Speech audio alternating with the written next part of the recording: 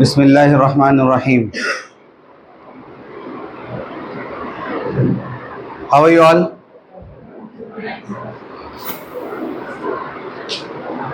Before starting the session, this is the question. क्या जवाब है इसका? क्वेश्चन नजर आ रहा है आप लोगों को? What is the answer? What is the most precious and valuable thing in this world and why?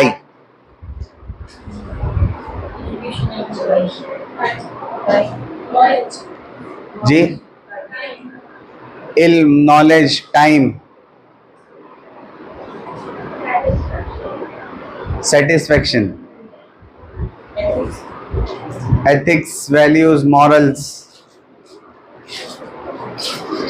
Any more guesses? बहुत सारी चीजें हो सकती हैं, लेकिन आज जो हमारा टॉपिक है वो है The lost time is never found again.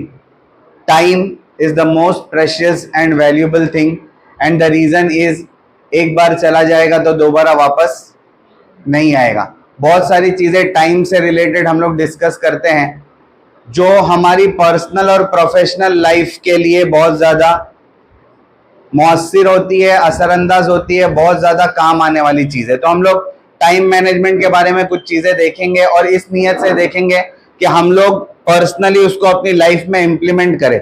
Are you all ready?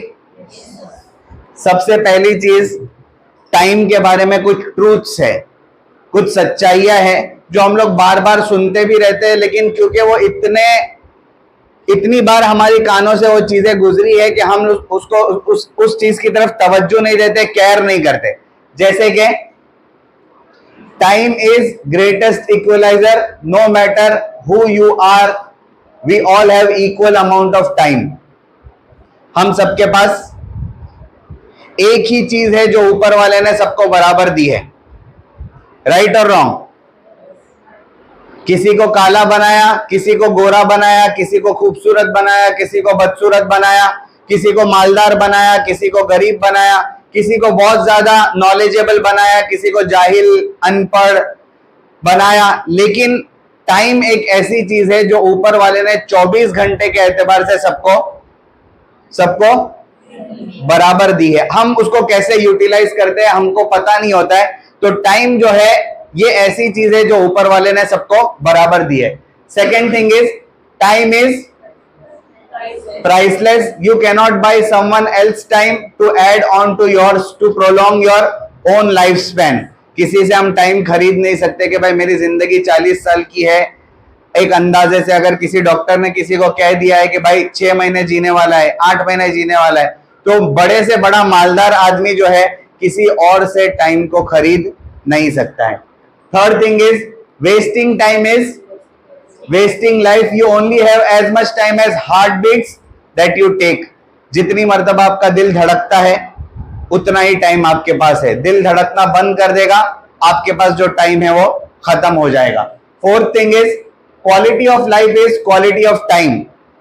आप अपना टाइम कैसे खर्च करते हैं, आपकी लाइफ जो है ये कैसी है, ये डिसाइड करता है कि आप अपना टाइम कैसे गुजारते हैं। कितना वक्त आपका जाया होता है, कितना वक्त आपका फ्रूटफुल होता है, जिसकी वजह से आपको खुद फायदा होता है या आपके जरिए से किसी और को फायदा होता है। Next, time is the greatest teacher. Time सबसे बड़ा उस्ताद है।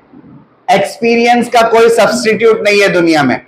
जो चीज आपको तजर्बे के बाद, एक्सपीरियंस के बाद हासिल होती है, उस चीज का दुनिया में कोई और सब्स्टिट्यूट नहीं है। आप हमेशा एक्सपीरियंस से बहुत ज्यादा नॉलेज और विजडम गेन कर सकते हैं। Next, time and tide waits for no one. किसी के लिए रुकता नहीं है।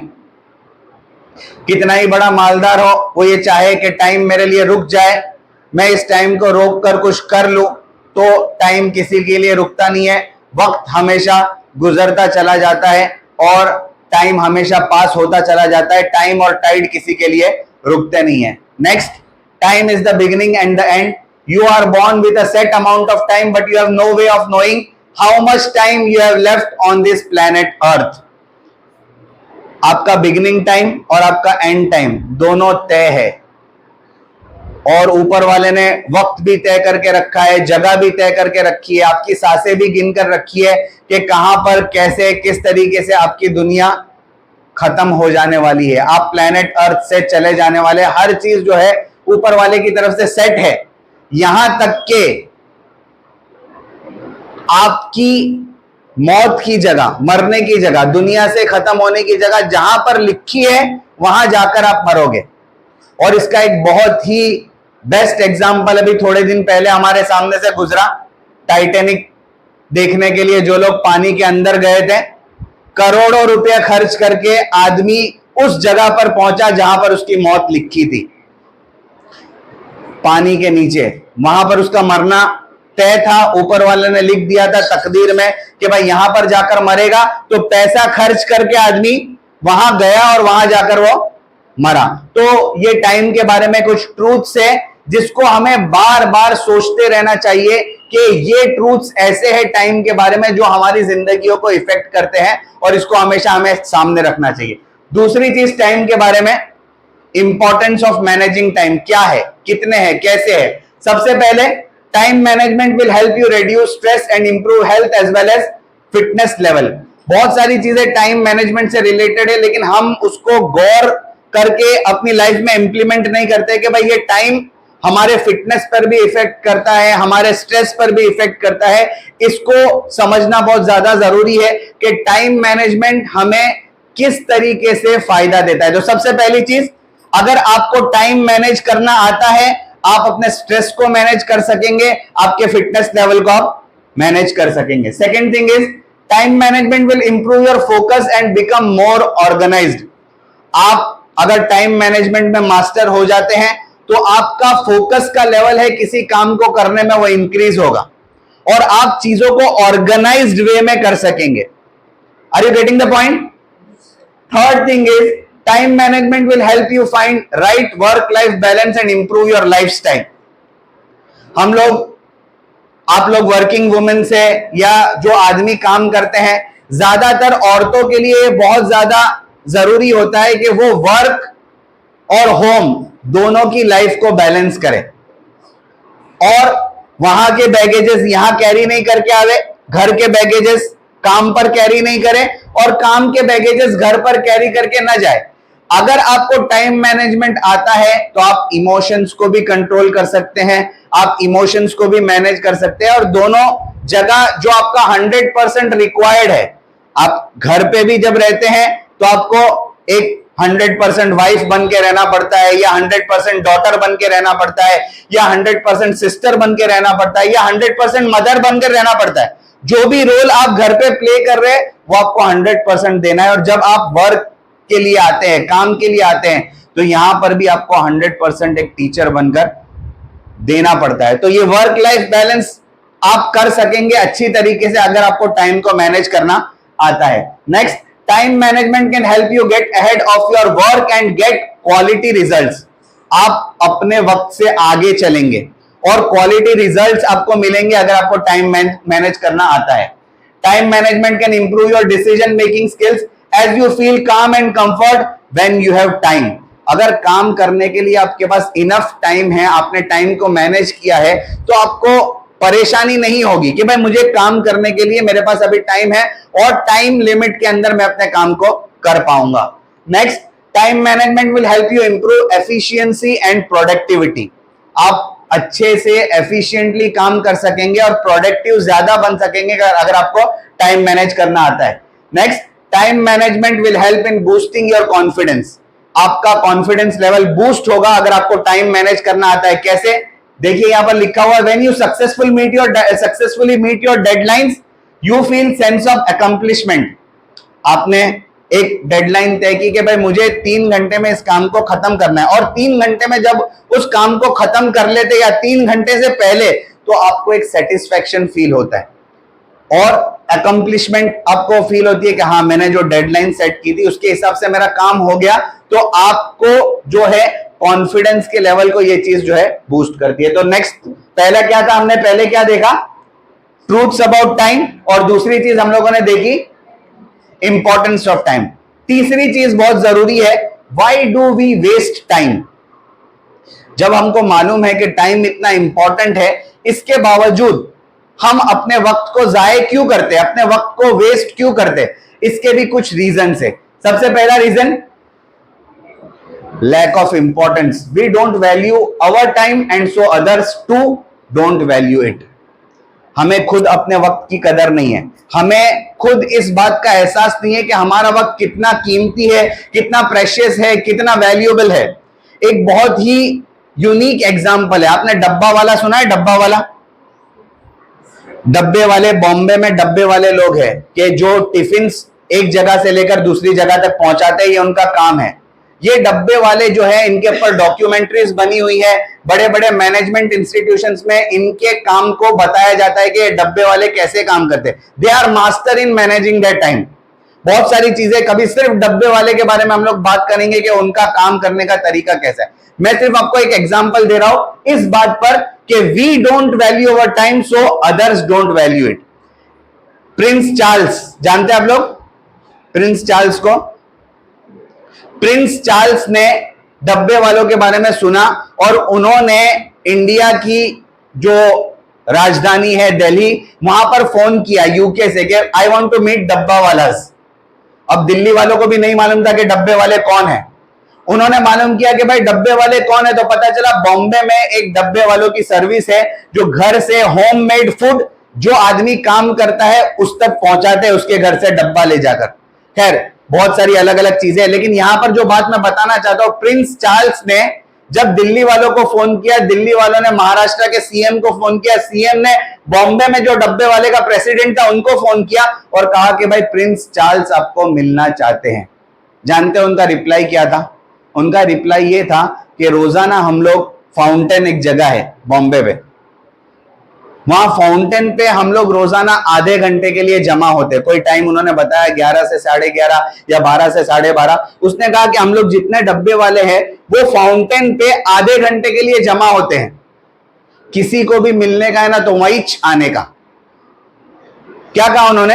अगर किसी को भी हमको मिलना हो तो वो टाइम पे वहां पर हम लोग मिलते, इसके अलावा हम लोग कोई दूसरे टाइम पे मिलते।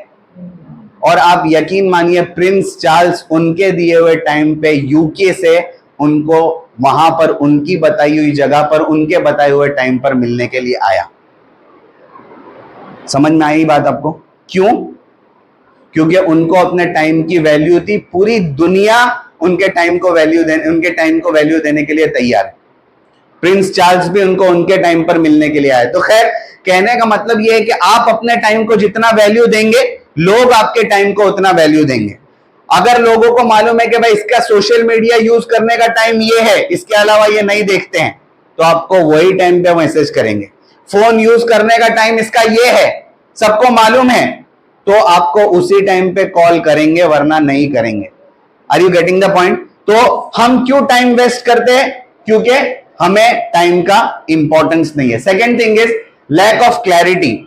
हमें पता नहीं है कि अगर मेजरेबल एक्शन वाले जो प्लान है उसको बनाएंगे हम लोगों को, तो टाइम कितना वैल्यूएबल है, उसके लिए कितनी टाइम मैनेजमेंट कितना करना पड़ता है, तब जाकर कोई प्लान अच्छे से हम एग्जीक्यूट कर पाते। Third, lack of motivation. क्या है? एब्सेंस ऑफ पर्पस और incentive to use our time better. हमें पता नहीं है अभी कि हम जो टाइम सही काम में, सीधे काम में, अपने पर्सनल और प्रोफेशनल ग्रोथ पर लगा रहे हैं, उसका रिटर्न हमको क्या मिलने वाला है, क्योंकि वो अभी हमको दिखता नहीं है। वो लॉन्ग टाइम में नजर आता है कि मैंने अपने टाइम को, अपनी जिंदगी को, अपने वक्त को सही इस्तेमाल किया था, उसके रिटर्न्स मुझको अभी मिल रहे हैं। तो उसको टाइम लगता है, वो लॉन्ग टर्म में पता चलता है कि आपको उसका क्या फायदा हो रहा है। इस वजह से हम लोग उसके बारे में अभी केयर नहीं करते। चौथी चीज, lack of discipline. No willpower to resist temptations or distractions, absence of habits and routines that support our goals. हमें इस बात का एहसास ही नहीं है कि भाई ये चीज मेरा टाइम वेस्ट कर रही है, ये एक डिस्ट्रैक्शन है, तो उससे मैं कैसे रुकूं। सोशल मीडिया पे रील्स देखते हुए, इंस्टाग्राम चेक करते हुए, स्नैप लेते हुए, पता नहीं कितना टाइम हमारा इसमें चले जाता है। उस डिस्ट्रैक्शन से अपने आप को बचाने की हमारे पास कोई चीज नहीं है, कोई मैकेनिज्म नहीं है कि हम उन डिस्ट्रैक्शन से अपने आप को बचा सके, इसलिए हम लोग टाइम को वेस्ट करते हैं। Next, lack of skills, absence of knowledge और एबिलिटीज टू डू टास्क और activities we need to do. हमें पता ही नहीं है कि टाइम मैनेज करने के लिए क्या स्किल्स रिक्वायर्ड है, इस वजह से हम टाइम को वेस्ट करते हैं। Lack of feedback, no way to measure our progress और रिजल्ट्स, और lack of guidance that can help us improve और फिक्स आवर मिस्टेक्स। हमें यही पता नहीं होता है, कोई हमें फीडबैक ही नहीं देता है, कोई हमें बताता ही नहीं है कि भाई आपका ये टाइम इतना जाया हो गया, उसकी वजह से आपको इतना नुकसान हुआ, या आपका ये टाइम इतना यूजफुल जगह पर लगा और उसकी वजह से आपको इतना फायदा हो गया। ये फीडबैक देने वाला अगर हमें कोई होगा टाइम के बारे में, तो हो सकता है हम टाइम को कम वेस्ट करें। Lack of accountability, we don't think that we are answerable for wasting our precious time. हमें इस बात का एहसास नहीं है कि अगर हम अपना टाइम वेस्ट कर रहे हैं तो इसका भी हमें कल जवाब देना पड़ेगा। हर वो चीज जो ऊपर वाले ने हमको दी है और दूसरों को शायद कम दी है या नहीं दी है, तो उस नेमत का आपको कल ऊपर वाले को जवाब देना है कि ये नेमत उसको नहीं दी थी, तुमको दी थी, तो उसका तुमने क्या इस्तेमाल किया। Are you getting the point? आपको इंटेलेक्चुअल बनाया था, आपको ज़हीन बनाया था, आपके अंदर कैपेबिलिटीज थी, आपके अंदर क्वालिटीज थी, आप बहुत सारे अच्छे काम कर सकते थे, लेकिन आपने नहीं किया, आपने टाइम को वेस्ट किया, तो कल जाकर उसका जवाब देना पड़ेगा। आपको जो पोटेंशियल के एतबार से काम करना है, आप अपने पोटेंशियल से नीचे के लेवल पर काम करते हैं, तो आपको उसका जवाब देना पड़ेगा। Are you getting the point? ये है reasons why we waste our time. How to improve, कैसे हम इंप्रूव करेंगे अपने टाइम को, जो हम वेस्ट करते हैं या मैनेज नहीं कर पाते, उनको हम सही तरीके से कैसे इंप्रूव करेंगे। सबसे पहले डिफाइन योर गोल्स। अपने गोल्स को डिफाइन करो कि आपको कहां पहुंचना है। आपको अपने एरिया, अपने स्कूल की बेस्ट टीचर बनना है, भावनगर की बेस्ट टीचर बनना है, इंडिया की बेस्ट टीचर बनना है। आपने कोई गोल सेट किया, हमें यहां तक जाना है। अगर वो गोल सेट नहीं है तो आप वहां तक पहुंच नहीं सकेंगे। टाइम मैनेज करने के लिए सबसे पहले आपको गोल्स को डिफाइन करना पड़ेगा। Next, create proper plan. Planning करनी पड़ेगी काम करने के लिए। When you make a plan, you are less likely to lose your way and you fail less. आप गुमराह कम होंगे, आप फेल कम होंगे, आप नाकाम कम होंगे अगर आपने प्लान किया है कामों को। Next, focus on important, focusing on priorities. क्या काम है जो पहले करने हैं, क्या काम है जिसको मैं डेलीगेट कर सकता हूं, क्या काम है जो मैं नहीं करूंगा तो भी चलेगा, उसको करना इतना जरूरी नहीं है। ये आपके सामने पिक्चर क्लियर होना चाहिए, तब जाकर आप टाइम को प्रॉपर मैनेज कर सकेंगे। Minimise distractions. हर वो चीज जो आपको डिस्ट्रैक्ट करती है, वो छोटी से छोटी चीज भी हो सकती है और वो बड़ी से बड़ी चीज भी हो सकती है जो आपको डिस्ट्रैक्ट करती है। उन डिस्ट्रैक्शंस को अवॉइड करना, उनको इग्नोर करना, उनसे अपने आप को दूर करना, ये आना चाहिए। ये अगर आ गया तो आप प्रॉपर टाइम मैनेज कर सकते हैं। Next, track your time. आप टाइम को ट्रैक करिए कि मेरा टाइम कितना फ्रूटफुल चीजों में, यूजफुल चीजों में लग रहा है और कितना टाइम मेरा वेस्ट हो रहा है। आप एक 24 घंटे का अपना एक शेड्यूल बनाइए कि मेरे 24 घंटे में इतना टाइम मैंने काम में लगाया, इतना टाइम मैंने वेस्ट किया। और अब ये करना बहुत ज्यादा मुश्किल नहीं है, क्योंकि बहुत सारे एप्स है, आपकी वॉच है एप्पल की, वो भी बताती है आपका टाइम कितना, कितने स्टेप्स आप चले, ये भी आपको वॉच बताती है। यहां पर मैंने दिया है क्लॉकीफाई, एक टाइम मैनेजमेंट का सॉफ्टवेयर है। इसको अगर आप इंस्टॉल करते और देखते हैं, आप बता सकते हैं कि आप टाइम को कैसे मैनेज कर सकते हैं, किस तरीके से सेट कर सकते हैं। तो ये आपको अपने टाइम को ट्रैक करना है। Next, work on weaknesses and ask for help. अपनी कमजोरियों पर कोताही। एक काम है जो आपको करने में 2 घंटे लगते हैं और कोई मास्टर आदमी है, वो काम वो आधे घंटे में कर देता है। अब आपको पता नहीं है कि वो काम करने में आपको 2 घंटा क्यों लगता है, तो आप उसके ऊपर काम करिए ताकि आप भी उस काम को आधे घंटे में खत्म कर सके। और आस्क फॉर हेल्प, जहां पर जरूरत हो वहां पर मदद मांगना, ये आपकी वीकनेस की अलामत नहीं है, आपकी स्ट्रेंथ की अलामत है। It shows that you know where I want to ask help. ये आपको मालूम होना चाहिए कि कहां मुझे मदद मांगनी चाहिए और कहां मुझे मदद देनी चाहिए। तो ये बहुत जरूरी होता है अगर आपको टाइम मैनेज करना है।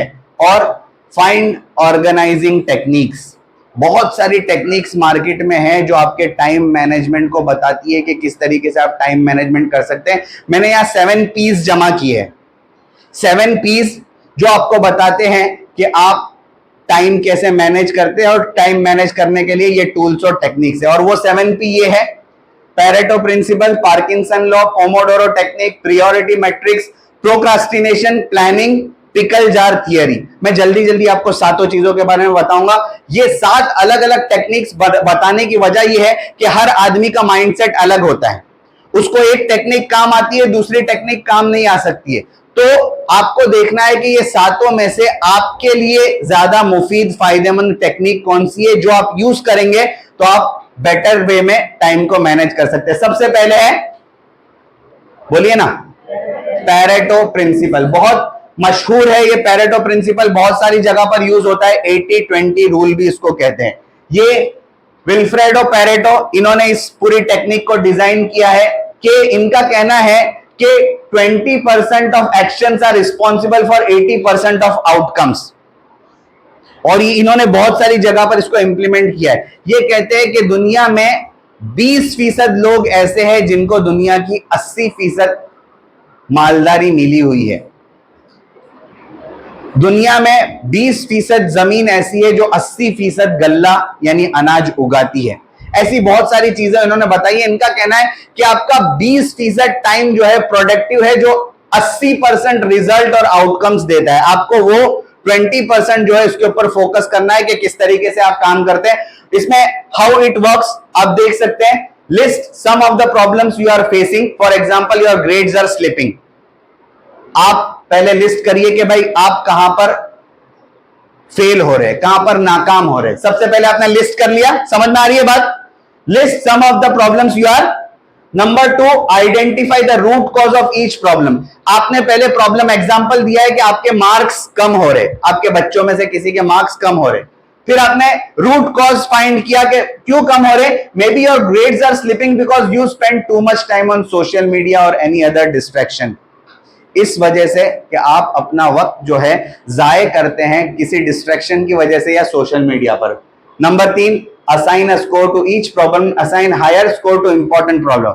सोशल मीडिया तो एक बहुत बड़ा प्लेटफॉर्म है। सोशल मीडिया में से किस ऐप के ऊपर आपका टाइम ज्यादा जा रहा है उसको और ज्यादा फोकस करिए। जैसे कि व्हाट्सएप है और फेसबुक है और इंस्टा है। व्हाट्सएप के ऊपर आपका टाइम ज्यादा जा रहा है तो आपने उसको लिस्ट डाउन किया कि भाई ज्यादा 100% टाइम जो है उसमें से 80% टाइम जो है ये व्हाट्सएप ही खा जा रहा है मेरा। तो जब आपने उसको असाइन कर लिया, group problems together by cause, group together all the problems cause by spending too much time on social media. आपने ये कर लिया और लास्ट में रिजल्ट आएगा, add up the score of each group, the group with the highest score is the issue you should work on first. यानी आपने देखा और लिस्ट आउट किया कि कौन से सोशल मीडिया में से कौन सी चीज आपका वक्त सबसे ज्यादा खा जाती है। आपको पता चला कि व्हाट्सएप, और आपने फिर उसको कंट्रोल करने की कोशिश की। आपने जब उसको कंट्रोल करने की कोशिश की, आपका 80% जो प्रॉब्लम है वो हल हो गया। तो ये पैरेटो प्रिंसिपल है और इसके डेप्थ में जा सकते हैं, लेकिन मैं जल्दी से आपको समझा रहा हूं। आप सिर्फ देख लीजिए कि आपको ये कौन सी टेक्निक यूजफुल लगती है। ये टेक्निक किसको सबसे ज्यादा फायदा देगी? Types of people who will get benefited from Pareto principle, जो प्रॉब्लम सॉल्वर्स है और एनालिटिकल थिंकर्स है। ये दो लोग हैं जिनको पैरेटो प्रिंसिपल वाली टेक्निक जो है सबसे ज्यादा फायदा देगी। Is it clear? Second is Pomodoro technique. ये क्या है? फ्रांसिस्को सिरिलो एक शख्स है जो एक एंटरप्रेन्योर थे, ऑथर थे। उन्होंने एक टेक्निक को इजाद किया, इन्वेंट किया। क्या है pomodoro technique? How it works? ये कहते हैं choose a task you need to get done.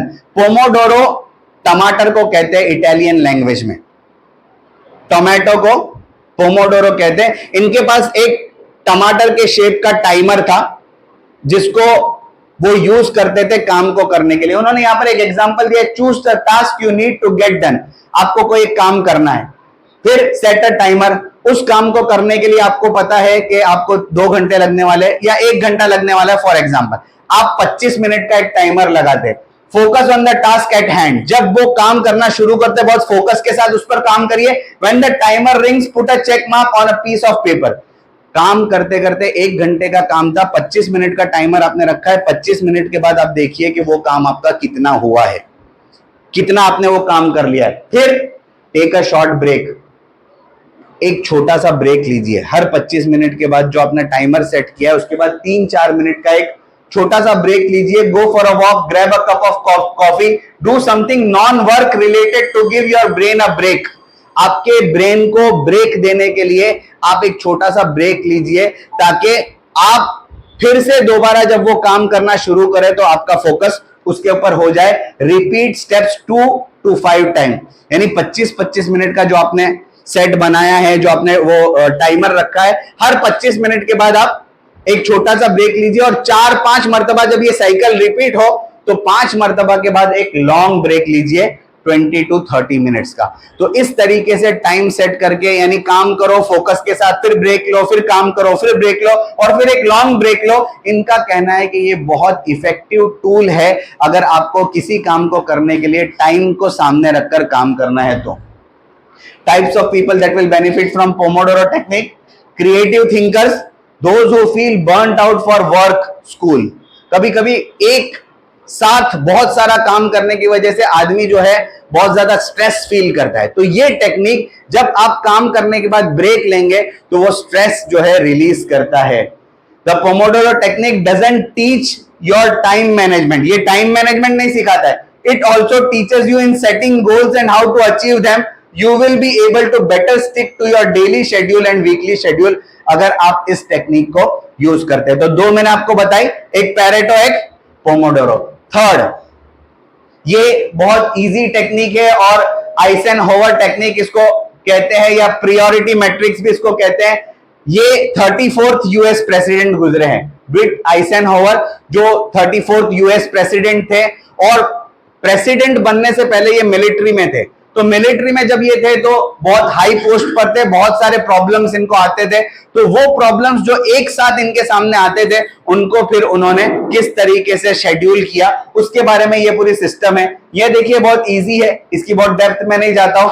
आप इसको अर्जेंट, नॉट अर्जेंट, यह दिख रहा है आपको, अर्जेंट और not urgent, do, schedule, delegate and delete. और यहां पर है इंपॉर्टेंट एंड नॉट इंपॉर्टेंट. बहुत इजी टेक्निक है कि जो काम इंपॉर्टेंट है और अर्जेंट है उसको डू कर लीजिए फौरन. जो काम इंपॉर्टेंट है लेकिन नॉट अर्जेंट है उसको शेड्यूल करिए कि भाई इसको मैं कब करूंगा, आज करूंगा, कल करूंगा, शाम में करूंगा, बाद में करूंगा. जो इंपॉर्टेंट है और अर्जेंट नहीं है. तीसरा, not important and urgent, important नहीं है लेकिन अर्जेंट है तो उसको डेलीगेट करिए, यानी आप मत करिए लेकिन किसी से करवा लीजिए क्योंकि वो काम अर्जेंट है. और चौथा, not important and not urgent, उसको अपने दिमाग से डिलीट कर दीजिए कि ये काम करना नहीं है. Are you getting the point? ये एक मैट्रिक्स है, इसके हिसाब से काम करेंगे तो बहुत फायदा होता है. Types of people who will benefit from the Eisenhower matrix: people in leadership positions, इनको इसकी वजह से बहुत ज्यादा फायदा होता है. और क्रिटिकल थिंकर्स जो है वो ये टेक्निक को यूज करेंगे तो उनको बहुत ज्यादा फायदा होगा. नंबर 3. Number 4, Parkinson law.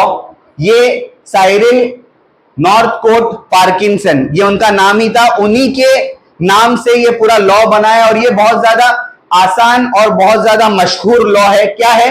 एक ही लाइन में इसको समझा जा सकता है: work expand so as to fill the time available for its completion. यानी आप किसी काम को कितना वक्त देते हैं वो काम खत्म करने में उतना ही वक्त लगेगा. यानी फॉर एग्जाम्पल, काम है 1 घंटे का और आप सोच रहे हो कि 1 हफ्ते में मैं कर दूंगा, तो वो काम करने के लिए 1 हफ्ता लगेगा पूरा. और 1 घंटे का काम है, आपने वीक के पहले आवर में उसको कंप्लीट कर दिया तो 1 घंटे में खत्म हो गया. आप किसी काम को करने का वक्त कितना देते हैं वो काम उतने ही टाइम में एक्सपेंड होगा. Are you getting the point? तो आप उसको डेडलाइन दीजिए और उतने टाइम में वो काम को खत्म कर लीजिए, वरना आप जितना उसको काम को टाइम देंगे वो काम उतने टाइम में फैलता चला जाएगा, एक्सपेंड होता चला जाएगा. ये किसको ज्यादा फायदा देता है? ये procrastinators, people who work well under pressure. Procrastinators यानी जिसको टाल मटोल करने की आदत है, ये 1 ही घंटे का काम है लेकिन कल करूंगा, कल करूंगा, कल करूंगा, ऐसे करके वो टालता रहता है। या ऐसा आदमी कि जब उसको प्रेशर देता है कोई कि भाई 1 घंटे में करना पड़ेगा, किसी ने कह दिया, तो फिर वो 1 घंटे में वो काम कर लेता है। ऐसे लोगों को ये टेक्निक ज्यादा फायदा देती है। Next, rapid planning method, RPM भी कहते हैं इसको। टोनी रॉबिन्स जो वर्ल्ड के बहुत लीडिंग मोटिवेटर है, उन्होंने ये काम, ये पूरी टेक्निक को डिजाइन किया है और बताया है।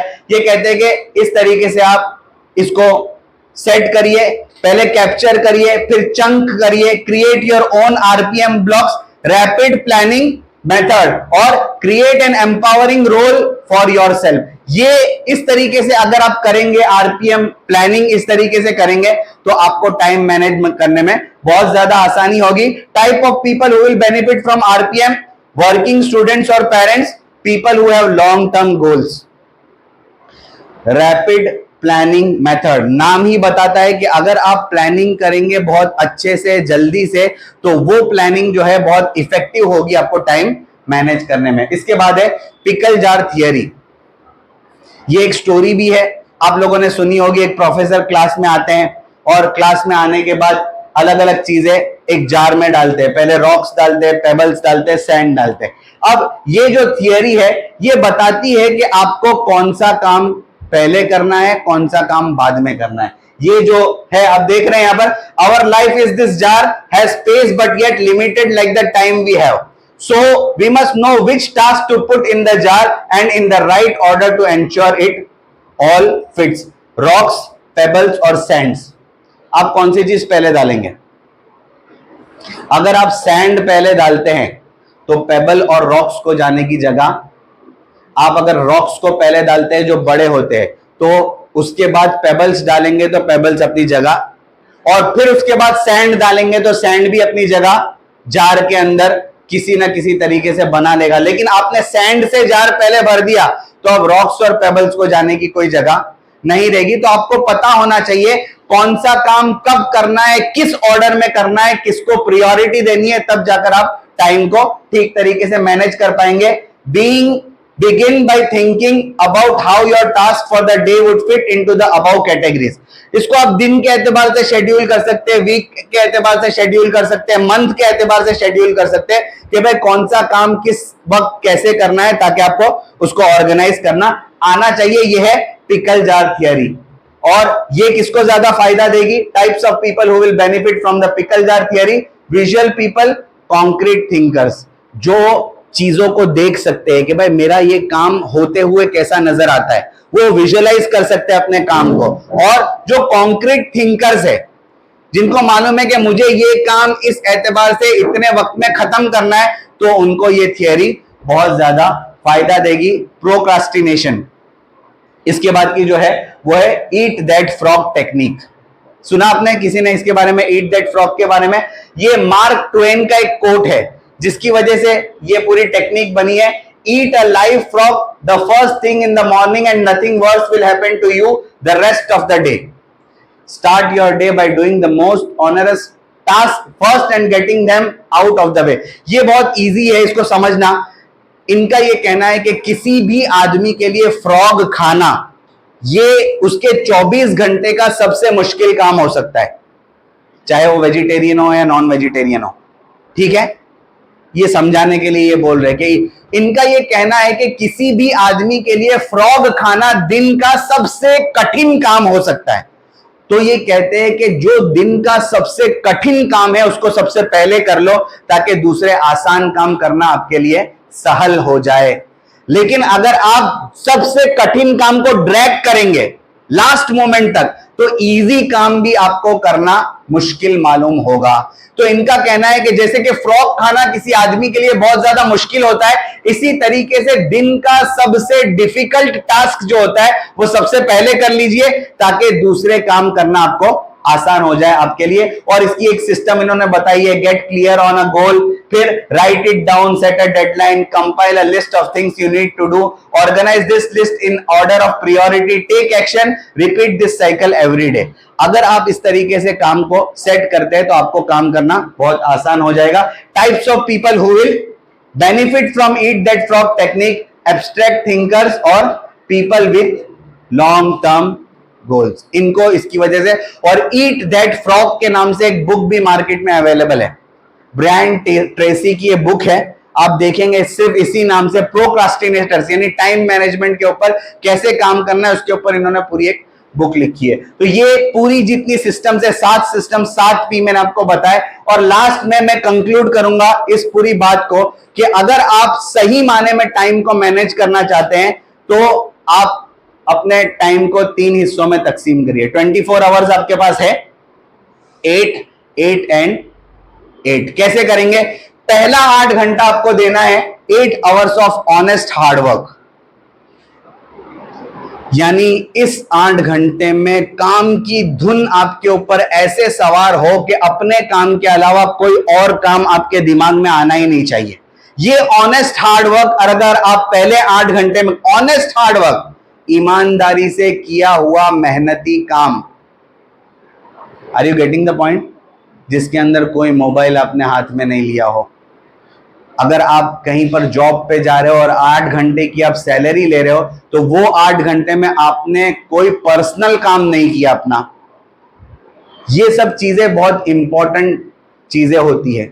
हमारे जब मदरसे में हम पढ़ते हैं, हमारे असातिज़ा, हमारे जो टीचर्स हुआ करते थे, उनकी एक अजीब, जैसे कि उनके 8 पीरियड्स होते थे और वो 8 पीरियड्स में बच्चों को पढ़ाते थे। अब वो पीरियड के दरमियान कोई मेहमान उनको आके मिला, 5 मिनट के लिए कोई गेस्ट आ गया और उन्होंने आकर उस्ताद के साथ, टीचर के साथ मुलाकात की, तो वो देखते थे कि भाई ये आया कितने बजे, 8:30 पे आया और 8:40 पर यहां से चला गया, यानी 10 मिनट ये मेरे साथ रहा, मुलाकात की, मैंने पर्सनल टाइम इसको दिया, जो टाइम की मैं तनख्वाह लेता हूँ, सैलरी लेता हूँ।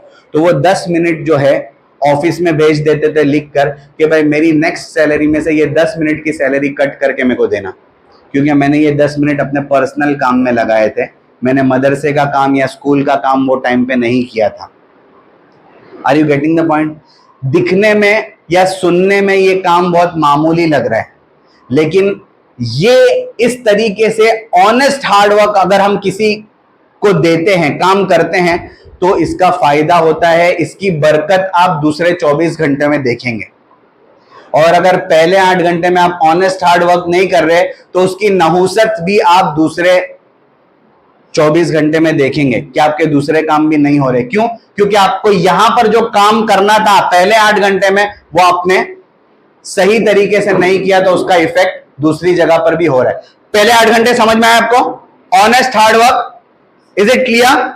उसके बाद है नेक्स्ट ऑनेस्ट साउंड स्लीप, बहुत जरूरी है, सोना और साउंड स्लीप बहुत जरूरी है। आज हमारे जमाने में साउंड स्लीप खत्म हो गई है, समझ में आई? हम हमेशा ऐसी जगह पर सोते हैं जहां हाथ लेकर, हाथ लंबा करके अपना मोबाइल ले सके, राइट और रॉन्ग, और ये आपको डिस्ट्रैक्ट करता है, हमेशा आपका जहन उलझा हुआ रहता है और आपको नींद गहरी जो आनी चाहिए थी वो नहीं आती है और बहुत ज्यादा हेल्थ के इश्यूज हो जाते हैं इसकी वजह से, क्योंकि आप स्लीप बराबर प्रॉपर नहीं ले रहे। स्लीप के लिए बहुत सारी चीजें, पूरा एक सेशन लिया जा सकता है कि नींद कितनी जरूरी है। 3 चीजें मैं आपको बताता हूं नींद के बारे में, ख्याल रखिए। ऐसी जगह पर सोइए जहां पर कोई नॉइस पॉल्यूशन ना हो, समझ में आई? Select a place to sleep where there is no noise pollution. दूसरी चीज, ऐसी जगह पर सोइए जहां पर लाइट का पॉल्यूशन ना हो, यानी अंधेरा होना चाहिए सोते वक्त। रात को ऊपर वाले ने नींद के लिए क्यों बनाया? क्योंकि अंधेरे का नींद के ऊपर बहुत गहरा असर पड़ता है। तो आप सोइए तो ऐसी जगह का इंतखाब करिए, ऐसी जगह सिलेक्ट करिए जहां पर अंधेरा हो, यानी पहले नॉइस पॉल्यूशन नहीं होना चाहिए। दूसरा, तीसरी चीज, एयर का सर्कुलेशन वहां अच्छा होना चाहिए, एयर सर्कुलेशन अच्छी होनी चाहिए, तो ऐसी जगह पर आपको साउंड स्लीप मिलेगी। 3 चीजें समझ में आ गई। तो दूसरे 8 घंटे आपको एट अ स्ट्रेच 8 घंटा सोने के लिए नहीं कहा जा रहा है। रात में 6 घंटा सो गए, दोपहर में 1 घंटा 1.5 घंटा सो गए। अभी यहां पर भी कुछ स्लीपी फेसेस मेरे को नजर आ रहे। क्यों? रात की नींद पूरी नहीं हुई, उसकी वजह से दिन पर उसका असर पड़ता है। तो अगर आप साउंड स्लीप लेते हैं रात में तो इसका आपको दिन में फायदा होगा, आप एनर्जेटिक रहेंगे। ठीक है। और तीसरे 8 घंटे बहुत इंपॉर्टेंट है, वो आपको देने हैं इस तरीके से 2.40, 2.40 एंड 2.40। पहला 2.40 देना है आपको 3Fs को। क्या है वो 3F? Faith, family and friends. आप अपने 2.40 को डिवाइड करिए 3 हिस्से में। फेथ, आपका ईमान मजबूत हो, आपका यकीन मजबूत हो, भरोसा मजबूत हो, ऐसा कुछ भी काम करिए जिसकी वजह से आपके फेथ का लेवल इंक्रीज होता है। दूसरा, आपकी फैमिली को दो। फैमिली को आप 2.40 में से कुछ टाइम दो और फ्रेंड्स को 2.40 में से कुछ टाइम दो। ठीक है। फैमिली को टाइम देने का मतलब यह है, जब आप फैमिली के पास जाते हैं तो आपके बच्चों को मां चाहिए, टीचर नहीं चाहिए। Are you getting the point? तो जब आप फैमिली, आपके हस्बैंड को अपनी वाइफ चाहिए, वहां पर भी उसको एक टीचर नहीं चाहिए। तो ये आपको देखना है कि आप जब फैमिली को टाइम दे रहे हो तो आप उस रोल के अंदर पूरा ढल जाते हो और फिर उनको टाइम देते हो। आप घर पे जाते हो, आपकी मां है तो मां को एक बेटी चाहिए, वहां पर एक टीचर नहीं चाहिए। आप जाकर अपनी मां को भी टीचर वाला एटीट्यूड अगर दिखाएंगे कि मैं टीचर हूं, अभी बहुत काम करके आई हूं, मैं दूसरा घर का काम अभी नहीं कर सकती हूं, क्यों? मैं टीचर हूं। Are you getting the point? तो ये बैलेंस करना आना चाहिए आपको, वर्क और होम के दरमियान जो लाइफ है उसको बैलेंस करना। तो आपको faith, family and, are you getting the point? दूसरे 3H को आपको 2.40 देना है। What is 3H? Health, hygiene and, आपके हेल्थ को कुछ एक्सरसाइज करिए, हेल्दी रहने के लिए बहुत सारी चीजें, उसके ऊपर आप फोकस करिए। हाइजीन, सफाई सुथराई का जो काम है उसके लिए आप सफाई। अब क्या होता है पता है, किसी किसी को बहुत ज्यादा सफाई सुथराई की आदत होती है तो 2-2 घंटे तक नहाता है, होता है ऐसा, प्रॉब्लम होती है किसी को। तो वो उसके देखिए, टाइम मैनेजमेंट का मतलब है कि जिसको जितना सफाई सुथराई अच्छी बात है, लेकिन उसको एक्सेस टाइम दे देना ये गलत बात है। तो टाइम मैनेजमेंट का ये भी मतलब होता है कि अच्छा काम है तो भी उसको जितना टाइम स्लॉट दिया गया है उतना ही टाइम आपको, are you getting the point? तो हेल्थ, हाइजीन एंड हॉबी, आपकी कुछ हॉबी है, बढ़ती उम्र के साथ कुछ हॉबीज हमारी मर जाती है। भाई बहुत मुझे कैलीग्राफी का बहुत शौक था, शायरी कहने का बहुत शौक था, लिखने का, पोइट्री लिखने का बहुत शौक था, ऐसे राइटिंग का बहुत, ऐसी कुछ हॉबीज थी मेरे पढ़ने के जमाने में, अब वो मर गई। तो अगर आपको क्रिएटिव रहना है तो उन हॉबीज को मरने मत दीजिए, उन हॉबीज को अलाइव रखिए, जिंदा रखिए, कुछ ना कुछ अपनी हॉबीज से रिलेटेड काम करते रहिए। तो ये समझ में आ गया, health, hygiene and 3S 2.40, soul, service and smile. अपनी रूह के लिए, अपने बातिन के लिए, यानी आपके अंदर की जो आत्मा है। एक तो आपने जिस्म के ऊपर काम किया, अपने जहन के ऊपर काम किया, लेकिन अंदर जो आपका सोल है उसके ऊपर काम करने के लिए आपको कुछ वक्त, कुछ मेडिटेशन करिए, ऊपर वाले के साथ ध्यान लगाइए अपना। ठीक है। अपनी नमाजों को दुरुस्त करिए। वो हम नमाजें ऐसे पढ़ते हैं जैसे कि एक रूटीन बन गया है, उसमें जो माइंडफुलनेस होना चाहिए, हमारी जो पूजाएं हैं उसमें जो ध्यान होना चाहिए ऊपर वाले की तरफ, जो हमें ध्यान, वो ध्यान नहीं होता है। दूसरी और देखिए ये कितना बड़ा अलमिया है, यानी कितनी बड़ी और बुरी बात है। क्या? जिस काम में सबसे ज्यादा ध्यान होना चाहिए उसको हम सबसे ज्यादा बेध्यानी के साथ करते। Are you getting the point? Prayers में सबसे ज्यादा ध्यान होना चाहिए, लेकिन प्रेयर्स में ही हमारा सबसे ज्यादा ध्यान नहीं होता है। तो आप उसको डेवलप करिए कि किस तरीके से आप अपनी प्रेयर्स में, अपनी नमाजों में, अपनी दुआओं में, अपनी पूजा में ऊपर वाले के साथ सही तौर पर कनेक्ट हो पाए। यानी इस तरीके से कनेक्ट होना है कि वो आपको देख रहा है या आप उसको देख रहे हो। ये है सही माने में कनेक्शन। तो खैर ये एक अलग टॉपिक है, लेकिन मैं आपको बताऊं, आपके सोल के ऊपर आपको दूसरी चीज है service. Service, what is the meaning of service? आप बोलेंगे teaching is a noble profession, ये भी एक सर्विस है, राइट? लेकिन मैं वो सर्विस की बात कर रहा हूं जिस सर्विस का मुआवजा आपको नहीं लेना है, यानी ऐसा कोई काम जिसका बदला आपको सिर्फ अल्लाह देगा, सिर्फ ऊपर वाला देगा, उसकी कोई सैलरी आप चार्ज नहीं कर रहे। वो किसी गरीब की मदद कर देना है, किसी बूढ़े की हेल्प कर देना है, किसी कमजोर को कुछ सिखा देना है, कोई बच्चा है जो बिल्कुल जा नहीं सकता है स्कूल, उसको बगैर फीस लिए पढ़ा देना है। तो सर्विस का मतलब है कुछ काम हमारे पूरे दिन में ऐसे होने चाहिए जिसका बदला हमें सिर्फ ऊपर वाले से लेना है किसी, और वो काम पता भी सिर्फ ऊपर वाले को होने चाहिए। आज सर्विस का मतलब ये है, आपने देखा होगा ना कि गरीबों की मदद करने के लिए हॉस्पिटल जाते हैं, 4 केले 4 आदमी पकड़ के पेशेंट को देते, देखा ना आपने? वो बहुत सारे। तो सर्विस का मतलब ये है कि उसका पता भी, क्योंकि उसका बदला आपको सिर्फ ऊपर वाले से लेना है, तो उसका पता भी सिर्फ ऊपर वाले को होना चाहिए। किसी थर्ड पर्सन को मालूम नहीं पड़ना चाहिए कि आपने ये अच्छा काम किया था। सोसाइटी को बिल्ड करने के लिए, नेशन को बिल्ड करने के लिए, वर्ल्ड को बिल्ड करने के लिए आपको कुछ ऐसे काम करने हैं जिसका पता सिर्फ ऊपर वाले को हो और जिसका बदला भी आपको सिर्फ ऊपर वाले से लेना है। और smile, are you getting the point? Lucknow के बारे में कहा जाता है कि वहां पर, लखनऊ में जब एंटर होते हैं तो वहां पर लिखा हुआ है कि आप मुस्कुराइए, लखनऊ में है, ठीक है? लेकिन मुस्कुराने के लिए लखनऊ होना जरूरी, कहीं पर भी आप मुस्कुरा सकते हैं। इस वजह से स्माइल जो है ये भी बहुत अच्छी चीज है। हंसने हंसाने की आदत होनी चाहिए, लेकिन एक ऐसे वे में कि किसी को हर्ट ना करे। कभी कभी हंसने में हम ऐसी चीजें कर लेते हैं, स्टैंड अप कॉमेडीज को आपने देखा होगा, इस तरीके से वो कहते किसी को जलील करना समझो कि पेशा बना लिया है, तो ये नहीं होना चाहिए हंसने हंसाने में। खैर, तो ये चीजें समझ में आई आपको?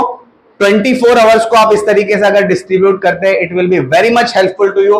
8 hours of honest hard work, 8 hours of honest sound sleep, and आप 8 आवर्स को 3 हिस्से में तकसीम करते हैं। 2.43 एफ्स को देते हैं faith, family and friends, 2.43 H को देते हैं health, hygiene and hobby, 2.43 S को देते हैं soul, service and smile. Time management के बारे में बहुत सारी चीजें मैंने आपको बताई, आप उसको देखिए, उसको इंप्लीमेंट करिए। ये सब चीजें फायदा उसी वक्त देगी जब आप उसको अपनी लाइफ में इंप्लीमेंट करेंगे। तो मैं उम्मीद करता हूं आप सब करेंगे इंशाल्लाह।